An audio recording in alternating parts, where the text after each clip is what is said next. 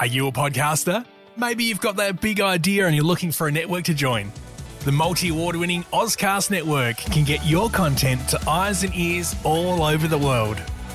Join now for the first month free, and you could be featuring this sound at the beginning of your podcast. Ozcast. Simply head to ozcastnetwork.com for details. All right, so we're back for another deep dive, and today, I know, right?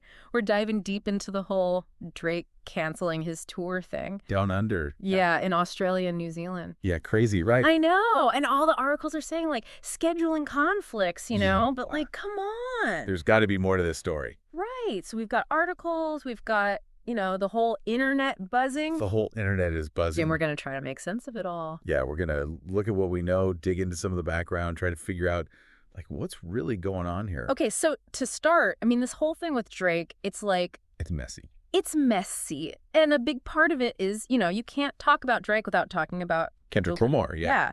Oh, their feud it's like legendary at this point. I know, right? It's like some artists, they have these, like, friendly rivalries. Right. But this one's like... This is different. It's intense. And I think, you know, it's gotten so personal, you know? I mean, remember, Not Like Us. Oh, yeah, that diss track. That diss track. Lamar went in, like, he didn't hold back at all. No, he did not. And it wasn't just like some small thing.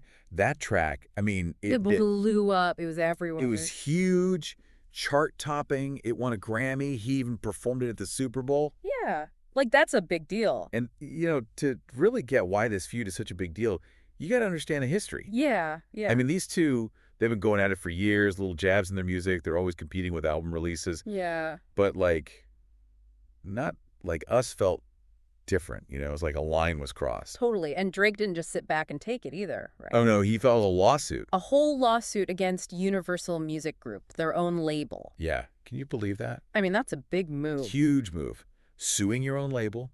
Like, that just shows how seriously he took all this. It's like he felt they were in on it or something. Right. Like they were allowing this this narrative to spread, you know, damaging his career. So we've got this feud brewing, right? And then boom, Drake cancels his tour dates in Australia and New Zealand. Right, as his new album drops. Right.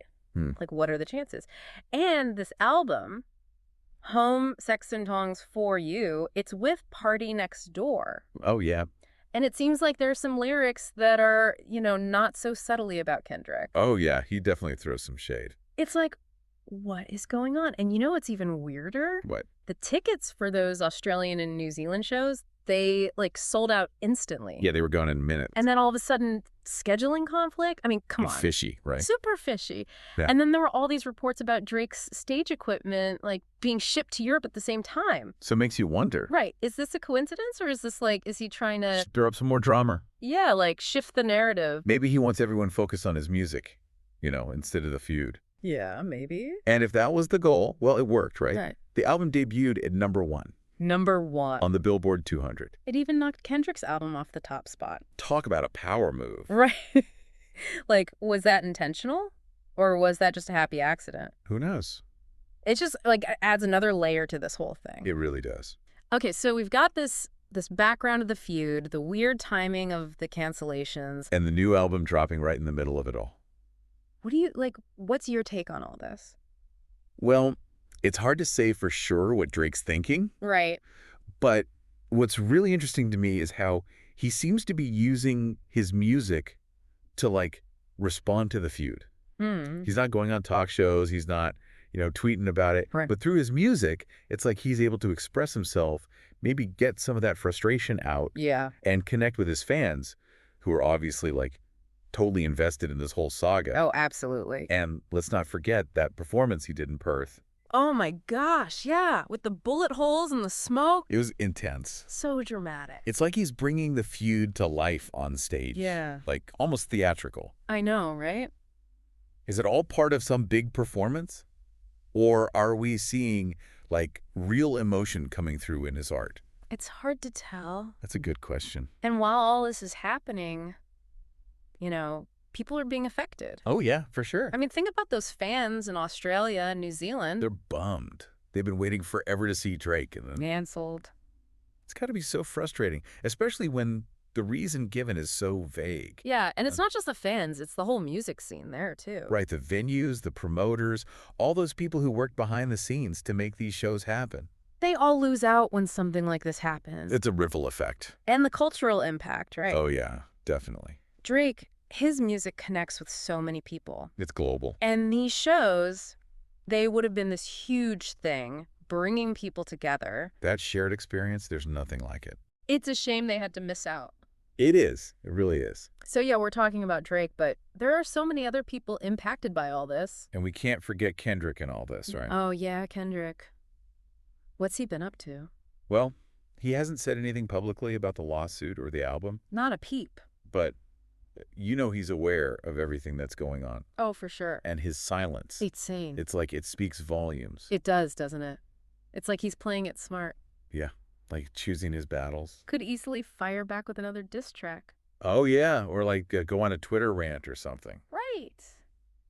But he hasn't. He's doing something different. What do you think his strategy is?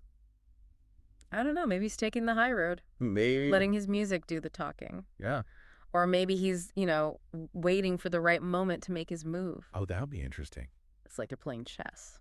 Oh, that's a good analogy. Each move is calculated, right? They're both trying to outmaneuver the other. It's like high-stakes drama. For unfolding in the music industry, and we all have front row seats. Oh, right. But it's important to remember, this isn't just some game. Oh, no, this is serious stuff. This is about careers, reputations, there's a lawsuit. Real people's lives are being affected by this. Yeah. It's easy to get caught up in the gossip and the headlines. Mm-hmm, for sure. But we got to remember there are real consequences to all this. Yeah, absolutely. Speaking of consequences, that lawsuit against Universal, that could change everything. Oh, absolutely. We're talking about freedom of speech, artistic expression, like how far can you go in a diss track? Right. It's a massive case. And it's not just about Drake and Kendrick. It could impact the whole industry. The whole industry, how artists and labels work together, contracts, Yeah. It could change everything. It's almost like we're seeing a power shift happening right now. I think you're right. Artists are realizing they have a voice. And they're using it? Yeah, they're pushing back against the old ways of doing things. It's exciting, but also kind of scary, Yeah, it's like, where is this all going to lead? That's the big question, isn't it? So we're dealing with more than just canceled tour dates here. Way more. This is about reputation, about power, the impact of art. The future of the music industry, maybe. Yeah, it's big. It is. It really is. Yeah, it really is a fascinating case study. Yeah. And, while we're trying to figure out Drake's side of it, we can't forget about the fans. There's fans, yeah. Yeah, like imagine you've been waiting months, maybe even years to see Drake. Yeah. You finally got tickets. They're so excited. You're counting down the days and then suddenly, boom, canceled. Canceled. It's like, what? Got to be devastating. Totally. Especially when the reason they give you is so, vague. I know, right? It's like scheduling conflicts. What does that even mean? Exactly. And it kind of makes you think about, the whole artist-fan relationship these days, Like, we're so connected to these artists now on social media through their music. We feel like we know them. We feel like we know them. But then something like this happens, and it's like a wall goes up. Yeah, you realize it's not as personal as you thought. Exactly. And it's not just the fans, the Australian and New Zealand music scene, they're feeling this too. Oh, yeah, for sure. All those canceled shows. It's a loss for everyone. Yeah, Drake and his team, sure, but also the venues, the promoters, everyone who works on those shows. So many people depend on those tours. Yeah, it's a whole ecosystem. Exactly. And when something like this happens, it disrupts everything. Yeah, and it's not just the money either, What do you mean? Like the cultural impact. Oh, right, yeah. Drake, his music, it brings people together. It's like a shared experience. Yeah, totally. And those shows would have been a chance for fans to be a part of that, It's something special. It is. There's just something about live music. I know, right? It's like you can't get that from just listening to the album. It's a totally different energy. And for a lot of those fans, this would have been like a once-in-a-lifetime thing. That's true. That's true. So yeah, we're focused on Drake, but it's important to remember all the other people who are affected by this too. Absolutely. We got to think about the bigger picture. Okay, so we've talked about Drake, we've talked about the fans, but what about Kendrick? Oh, Kendrick. The other half of this whole saga. Right. What's his take on all this? Well, he's been pretty quiet, actually. Yeah, hasn't said anything publicly about the lawsuit or reacted to the album or anything. That's interesting. But he's paying attention. Oh, I'm sure he is. And that silence, I think it's strategic. Yeah, like he's thinking this through. Exactly. He could easily, fire back with another diss track or something. Oh, totally. Get on social media, start a whole war of words. Right, but he's not. He's choosing a different path. What do you think he's waiting for? I don't know. Maybe he's just, letting his music speak for itself. Yeah. Or maybe he's biding his time, waiting for the perfect moment to, make his move. It's like a chess match, right? Exactly. It's all about strategy. And we're all watching, waiting to see who makes the next move. It's high stakes. It is. And it's easy to get caught up in the drama, but we got to remember, this is real life. Yeah.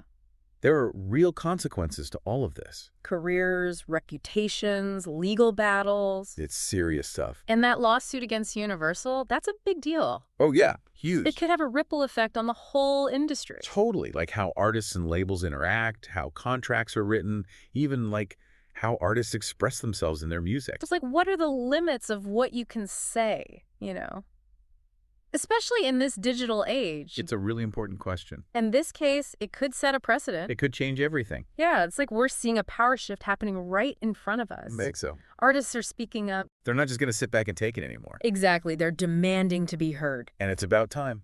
Yeah, it's exciting. But also a little bit scary. Yeah, where does it all end? Who knows? But it's definitely going to be interesting to watch. So yeah, we're talking about music, but it's so much bigger than that. It's about power. It's about art. It's about the future of the music industry. And it all comes down to these two guys, Drake and Kendrick. It's wild. It is. It really is. Okay, so where do we even go from here? I mean, we've got canceled shows, a lawsuit. This whole feud is still going strong. Yeah. It's what happens next? Exactly. So many unanswered questions. Well, the biggest one for me is, what about those Australian and New Zealand shows? Yeah, will he ever actually reschedule? Right. Will those fans ever get to see him live? His team has said they're working on it. Mm-hmm. But so far? Nothing concrete. Makes you wonder if this whole thing will make artists think twice about, scheduling tours. Oh, yeah, for sure. What if this becomes a trend? Imagine you're an artist, you announce a tour, tickets sell out. And then, boom. Yeah. You cancel. For whatever reason. It's risky, right? Super risky. And what about the fans? Yeah. Are they going to be hesitant to buy tickets now? What if this happens again? I mean, I would be. I think we'd all be a little more cautious. And then there's the lawsuit. That's not going away anytime soon. Oh, no. That could drag on for years. What are you watching for with that case? For me, it's all about the precedent it sets. Okay, yeah.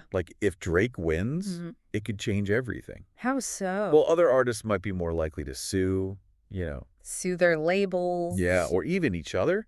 If they feel like their reputation's been damaged. Ooh, yeah, that would be huge. It would change the whole game. It's we're seeing this power shift happening right before our eyes. I think you're right.